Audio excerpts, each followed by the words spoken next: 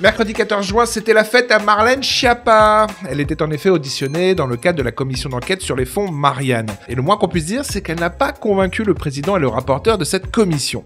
Vous êtes en train de nous dire qu'avec 3 membres de votre cabinet, vous n'êtes au courant de rien sur, comment dirais-je, une séquence de 3 semaines d'un fonds Marianne dont vous déclarez l'urgence à agir. Voilà, Continuez-vous vraiment à dénier toute responsabilité dans ce fiasco?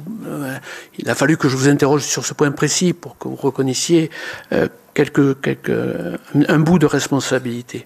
Madame, je vais revenir... Pardon si je non, mais je vais revenir à cette... Vous pouvez répéter la question? Alors, il y a beaucoup de trucs louches dans cette histoire de fonds Marianne, mais le plus gros loup, c'est l'attribution d'une subvention de plus de 300 000 € à l'association USE-PPM, co-dirigée par Mohamed Sifawi.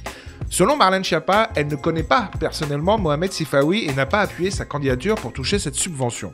Les membres de mon cabinet, tout comme le CIPDR, étaient en soutien de l'initiative portée par M. Sifawi. Leur mail démontre qu'ils ont un enthousiasme vis-à-vis du projet de M. Sifawi.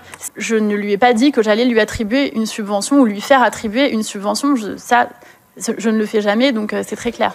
Mais ce n'est pas du tout ce qu'a dit Christian Gravel, qui était en charge de la distribution de cette subvention, quand il a été auditionné par la même commission d'enquête. Fin mars, je reçois un coup de téléphone de M. Sifawi, me disant qu'il sortait du bureau de la ministre déléguée, qui lui présentait le projet en perspective, et lui-même relatant le fait qu'il était pleinement satisfait de savoir qu'il allait avoir un projet de ce type-là, avec des subventions permettant justement de porter des projets d'envergure dans le champ qu'on évoque depuis le début.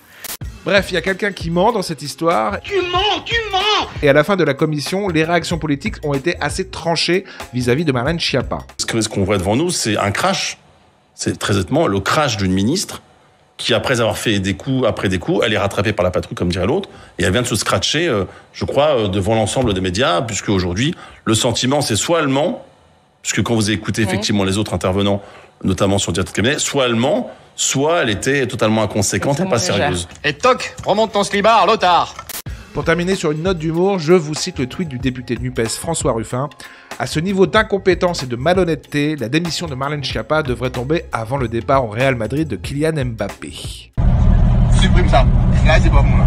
Si vous êtes friand des turpitudes de la Macronie, je vous conseille ici cette petite vidéo dans laquelle Bruno Le Maire se fait dézinguer par un analyste économique. Vous allez voir, il prend cher le Bruno.